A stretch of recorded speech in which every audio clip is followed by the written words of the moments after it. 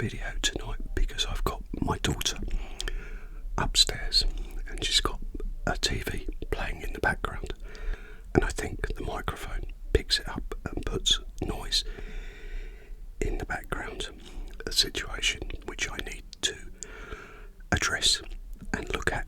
And yes, as I've said, it's an evolving story. Let me tell you where it's at the moment. So, content here sometimes is slow. My upload speed, sometimes it takes me nearly all night to upload a video because I live in such a remote area. This is a small holding where I live, and we're so far from the exchange, and the mobile network here is up and down all the time. I have got something called a gigacube that I use to upload content, but that in itself is erratic. When it rains, terrible signal. I don't know, once I move, which obviously you know my story, I've got to move. But moving on from that, I have got to again tell you how very humbled I am by the fact that in such a short space of time I've got as many subscribers as I have and managed to get monetized on this platform very quickly. Now for me, that means an awful lot. Life challenges. I'm digging myself out of a hole that evolved over many years, and I've talked about it, all the details about it, and it's not a tale of woe. It's just a journey that many of us face. Sometimes things become so overwhelming, and I personally have some days where I just feel totally lost and overwhelmed with the things that get thrown at me at times.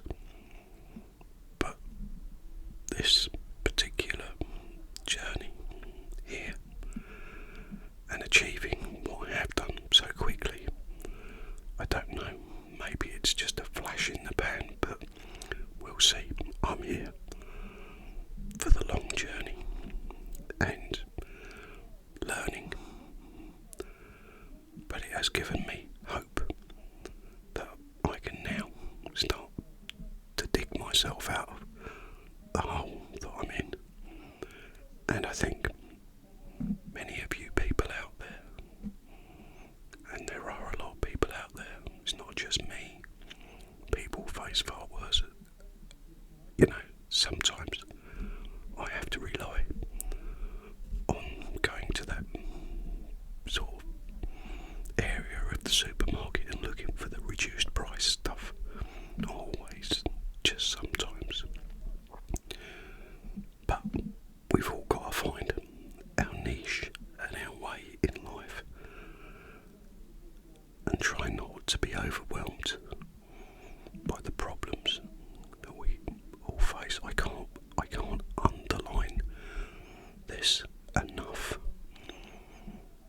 Yeah, it's bumpy but good. Now that I've got lots of ideas onwards for improving, I've started now to look at how to edit videos. Simple editing. By my last upload was 2 videos.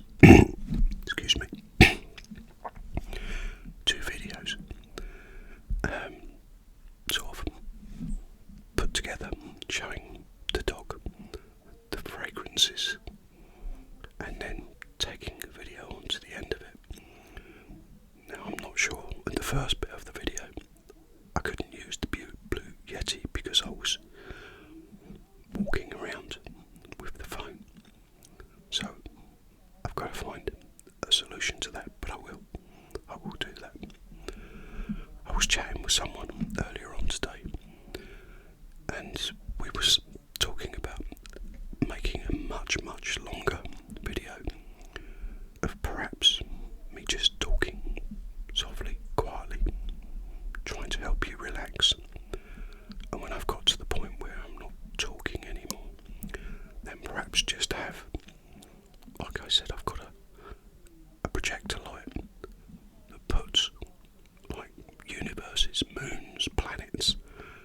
the ceiling, and they just slowly rotate.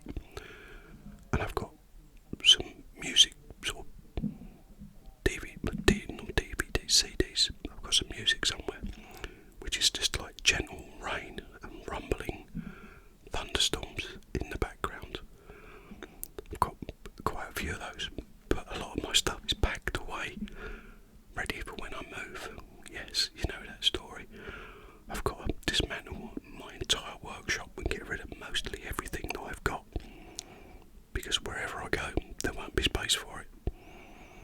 That's heartbreaking in itself, but I've got to be grateful for the fact that hopefully I'll find somewhere to live. But the video, I was thinking, yeah, softly spoken, nice, 20, 25, 30 minute talking, and then the back end of it, it may be quite a long period of time with just that gentle lighting and the rumbling thunder in the background and the sound of the rain.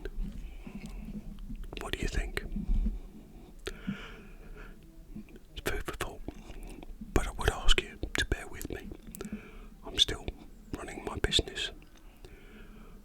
I'm still doing my affiliate marketing, although all of this year I've not done particularly well with that. It was propping me up last year, and not this year. But if I can keep exploring, finding ways, earning, eventually, like you all can, if you find your strengths, I and you can dig yourself out of situations where you feel overwhelmed. Now, I'm not going to make this particular upload incredibly long tonight, because I just wanted to come on and let you all know that I do read your comments. I am taking on board. I've got a huge learning curve ahead, but in time I'll get there. I will make the odd video like I did with the fragrances, and a few tapping noises, carton scratching, that sort of thing, but excuse me, my primary sort of niche, I think, is my voice. Talking, sharing life's stories, and just, I call it waffling. I do tend to waffle a lot about lots of things. Motorcycles, I could waffle about those for such a long time. I've been giving that some thought as well, and I think probably the one bike that I regret the most for getting rid of or selling was a Harley Davidson twin cam Softail Standard, which I chopped, longer forks, bigger back wheel, 8-banger handlebars, and a particular custom paint job based on a film which was The Evil Dead, and it featured deadites and other bits and pieces all over it. The incredible paint job. And if I could go back in time and get that bike back, or if I came into money, I would have another Harley, hands down.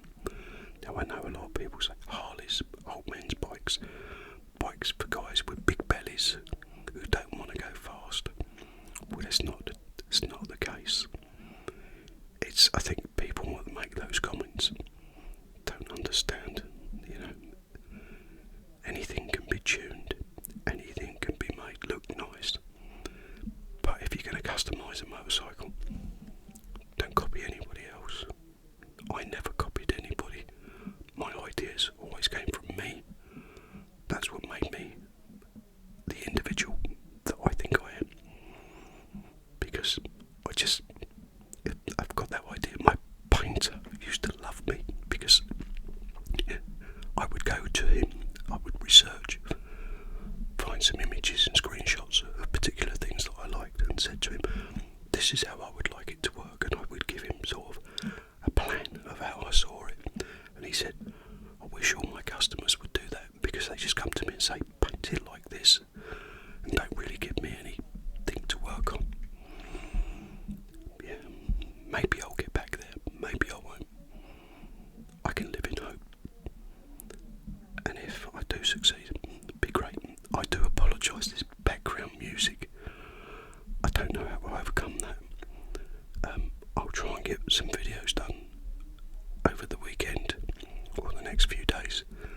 Hopefully when or I'll move to a different room. I live in mainly one room. This room where I'm sitting is my office, my sitting room, my bedroom, my dining room. I have got access to the kitchen and other bits and pieces, but it's incredibly difficult. It's like a warehouse in here sometimes with all my affiliate bits and pieces kicking around. But yeah, somebody mentioned to me tattoos, and I have got, yes, you've obviously seen my tattoos. Now I've got all sorts of tattoos. This one here was probably my first tattoo ever. I've got tattoos on my back. I have got a tattoo on my neck there. It's a blue star. I've got tattoos on my fingers. Do I regret them? No. They all have stories of when they were done. I've got my name, or my nickname, tattooed there, which was done with a little tattoo gun that we made ourselves from an old Philly shaver. Drilled a hole through the side, soldered a needle to the pin that vibrated, and bought some Indian ink. Not a wise idea, and I wouldn't recommend it, but that says Judge, and that was my nickname back in the day, Judge. Now the reason I got that nickname was because I was a big fan of Judge Dredd, not the movie theme, Judge Dredd, the reggae singer that sung all those risky songs back in the day, the 70s. You know, Big 6, Big 8, Big 9, that sort of thing. So, and I was always sort of singing along to them songs, and everybody said to me, and they started calling me Judge because I used to do that, and it just stuck, and it stuck with me for years. Even when I was in the bike club that I was in, I had a little tiny embroidered badge with my nickname on it, to Judge. So that's how I ended with that. Yes, I've got tattoos on my hands. This particular one here was a cover-up. That's a cover-up because I had a little thing tattooed on there when I was very young and stupid, which was very offensive to a lot of people, and I realised that very quickly and had it covered up. Silly mistake. As I say, I've got, I think on one leg I've got a skull and a black rose. On the other leg I've got like a reaper riding with high handlebars. On one side of my back I have got like a big sort of demon skull, all colourful, and the other side was a custom drawing which I've still got somewhere. I need to dig it out and show you guys, but it was drawn for me by an artist, American artist, when I was having a tattoo done. Actually, I was having this particular tattoo, which is, I don't know if you can say it's upside down, but that's sort of like a devil. I was having that done, and this guy was sat in the tent, an artist, and I said, draw me something based on skulls and leaves and things like that, and he drew it. I've still got the pencil drawing. Incredible artist. And a few years back I found the tattooist and I took it to him and I said, I want that on my back tattooed. I will show you in the future. someone to help me do the video, because I got video my own back, and I don't want to be looking undressed in a video, so I need to do it in a very careful way, perhaps a screenshot or something. I don't want to get violations for being like that. Would I have more tattoos? Well, yeah, I would. But aren't tattoos so incredibly expensive?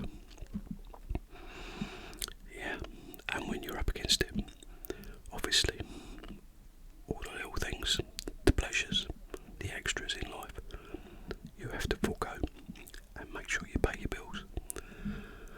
A lot of people say to me, why don't you just go bankrupt? I can't do that. I am picking away at my debts, but for me it's a pride thing.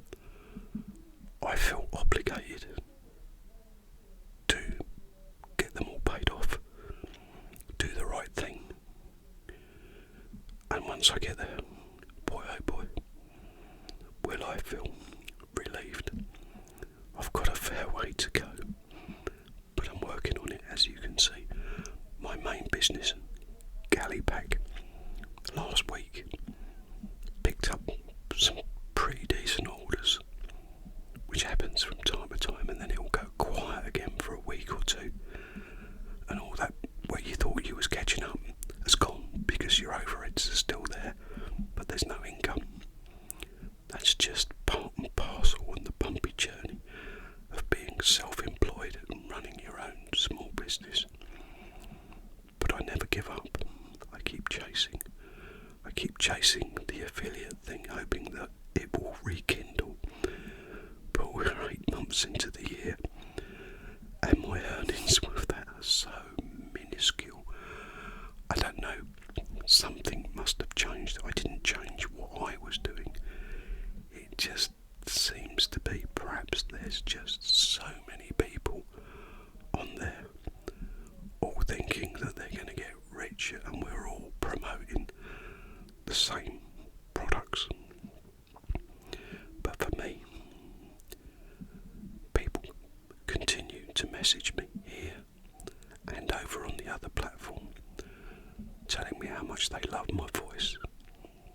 Keep going. I've had a few people say to me, you'll do really well in the ASMR community. Well, I hope so, eventually. But I am a novice. I didn't even know about ASMR until it was pointed out to me. So I have no delusions of grandeur. But my voice was gifted to me, part of my life, and if it'll help people relax and help me dig myself out, there's a journey there, isn't there? And the beauty of it as well is I actually really like doing this. I find it relaxing in myself. I find it an outlet, being able to vent and share my stories and tell my stories, because it's kind of like it's letting off pressure. And I think more people should perhaps talk to their friends and tell them their concerns and worries in life. And I think we all should listen to people more, be more compassionate, be more accepting, be kinder, rather than type a negative comment like some people do over on the other place. Why not just either not comment or give constructive opinions and a little bit of advice, saying if you do it a little bit differently, things will be great. But I guess there's always going to be those people that love to get on their keyboard.